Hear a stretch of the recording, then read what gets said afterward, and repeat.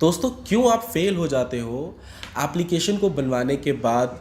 भले ही आप उस पर अच्छा खासा पैसा इन्वेस्ट कर दो प्रमोशन में, या फिर आप उसे बहुत ज़्यादा शेयर कर रहे हो, मार्केटिंग आपने बहुत अच्छी की है, लेकिन अगर आपको ये नहीं पता है कि आपका टारगेटेड ऑडियंस क्या है, तो आप कैसा भी एप्लीकेशन बनवा लीजिए वो फेल ही हो जाओगे।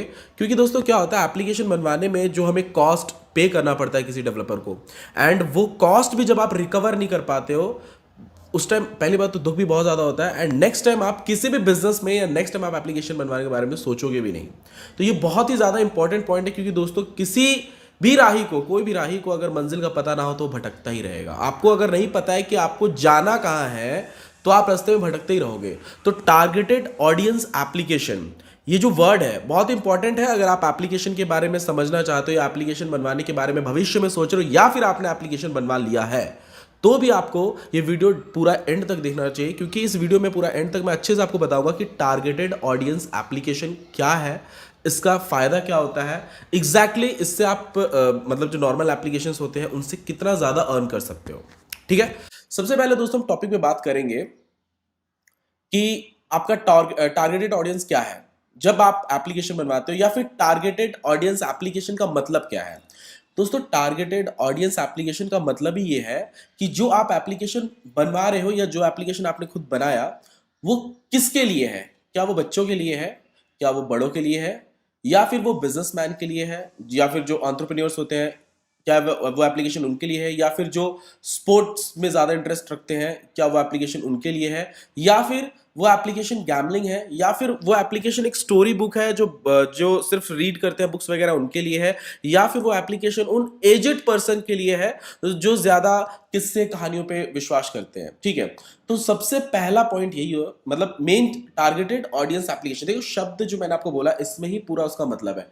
आप एप्लीकेशन जो बना रहे हो वो बना किसके ले रहे हो, सिंपल मतलब इसका, आपका जो एप्लीकेशन है आप उस एप्लीकेशन में टारगेट किसको कर रहे हो। इसके दो फायदे होते हैं दोस्तों। सबसे पहला, अगर आपको ये पता चल गया कि आपका एप्लीकेशन किन लोगों को टारगेट कर रहा है, ठीक है, तो आप जो आपको चाहिए वो सीधा आपको मतलब सीधा सीधा आपको मिल जा रहा है। अगर आप उसका प्रमोशन भी एडवर्ड या फेसबुक बूस्टिंग पे जब आप जाओगे तो टारगेटेड ऑडियंस आप वहां पे सेलेक्ट करोगे, आपको मतलब जो चाहिए जैसे ऑडियंस चाहिए वैसे मिल जाएंगे। जैसे मेरे चैनल पे एप्लीकेशन डेवलपमेंट से रिलेटेड मैं वीडियो बनाता हूं, अगर मुझे मेरे हर व्यूज पे, ऑब्वियसली जो इंटरेस्टेड है वही देखते हैं, लेकिन हर व्यूज पे मुझे वैसी ऑर्डर मिले जैसे मैं चाहता हूं, मैं हमेशा खुश रहूंगा। ठीक है, तो मैं मेरे टारगेटेड ऑडियंस कोई, भले मेरे चैनल पे 23,000 सब्सक्राइबर्स है लेकिन मेरे देखने वाले 1,000 अराउंड व्यूज आते हैं जो मेरे, वो बिल्कुल मेरे टारगेटेड ऑडियंस है। ठीक है, क्योंकि अगर मैं ये वीडियोस मिक्स करता इस चैनल पे, या फिर इस वीडियो को ऐसी जगह प्रमोट करता जहां पे मेरे वीडियोस में कोई इंटरेस्टेड नहीं होगा, तो वहां से मैं रेवेन्यू ही जनरेट नहीं कर पाऊंगा। ठीक है, तो टारगेटेड एप्लीकेशन को आप कैसे पहचानोगे, मतलब आपको एप्लीकेशन अभी तक आपने जो भी बनाया होगा वो एप्लीकेशन आपको कैसे समझ में आएगा।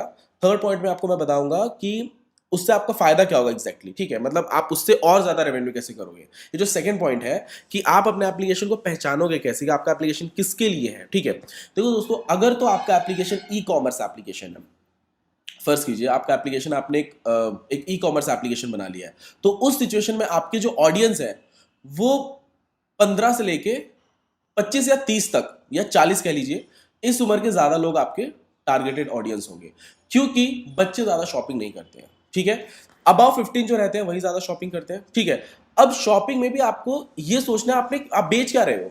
ठीक, अगर तो आप बुक्स बेच रहे हो तो 40 तक जाने की जरूरत ही नहीं है। ठीक है, 15 से लेके 25 तक के बीच में आपके ऑडियंस से ज्यादा टारगेटेड ऑडियंस होंगे, क्योंकि वही ज्यादा बुक्स वगैरह में इंटरेस्ट रखते हैं। ठीक है, अब मतलब अगर आप उसके अंदर क्लोथ्स वगैरह बेच रहे हो, या वुमेन्स के जो भी उनके कपड़े रहते हैं वो ज्यादा बेच रहे हो, तो वहां पे आपका टारगेटेड ऑडियंस क्या है, सिर्फ वुमेन्स ही है। आप मेंस को, तो अगर आप मेंस के सामने वो प्रमोट करोगे तो क्या वो लेंगे, नहीं लेंगे, वुमेन्स के सामने ही आपको प्रमोट करना पड़ेगा। ठीक है, अब अगर आपका एप्लीकेशन ऐसा है कि आप उसमें वीडियो सेल कर रहे हो लाइक नेटफ्लिक्स, अमेजॉन प्राइम, ठीक है, तो इस सिचुएशन में आपके टारगेटेड ऑडियंस रहेंगे यंगस्टर्स, क्योंकि एंटरप्रेन्योर्स जो रहते हैं अबाउट 24 या 25, उनके पास ज्यादा समय नहीं रहता है कि वो फिल्म्स देखें, मूवीज देखें।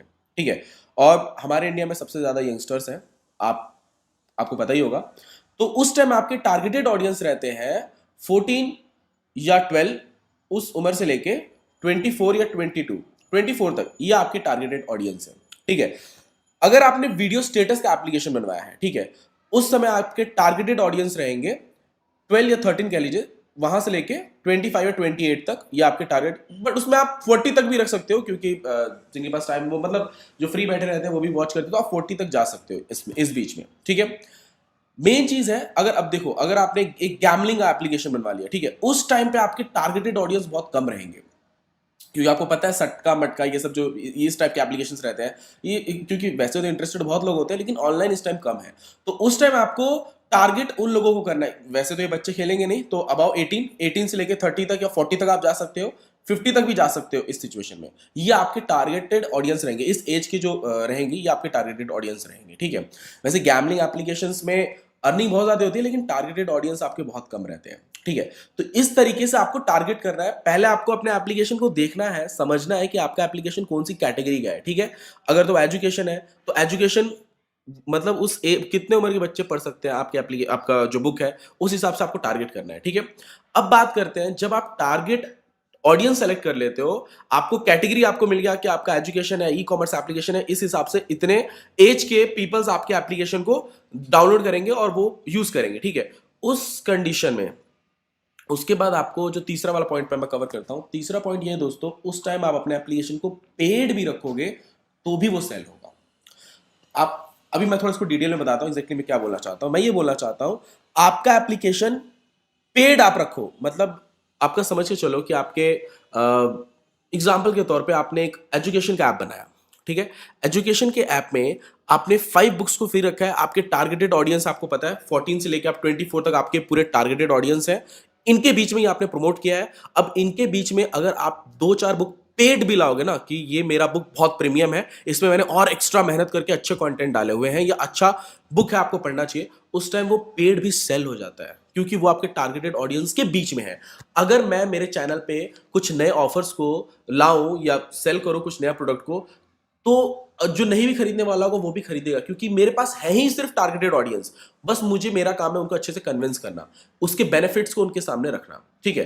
तो ये होता है कंप्लीट दोस्तों टारगेटेड ऑडियंस एप्लीकेशन। अब आपको समझना है, अभी तक आपने एप्लीकेशन बनवा लिया है या बनवाने जा रहे हैं, तो फर्स्ट ऑफ ऑल आपको ये सोचना है कि आपका जो कैटेगरी या फिर जो भी आपने सोचा है, आपका किन कैटेगरी में आता है आपका एप्लीकेशन, वो किन एज के लिए आता है, किसके लिए है, और वो कितना आपको रेवेन्यू जनरेट करके दे सकता है, ठीक है। मेरा पर्सनल सजेशन रहेगा, अगर देखो दोस्तों, टारगेटेड ऑडियंस में फायदा बहुत है, अच्छा खासा आप इसमें अर्निंग कर सकते हो, ठीक है। एप्लीकेशन जब भी आप बनवा रहे हो, इसमें जो वेज रहते हैं ना, एक बेस्ट 5 वेज रहते हैं इसके अर्निंग के, वो एक्चुअली मैं मेरे नेक्स्ट वीडियो में बताऊंगा कि वो बेस्ट 5 वे क्या है, ठीक है।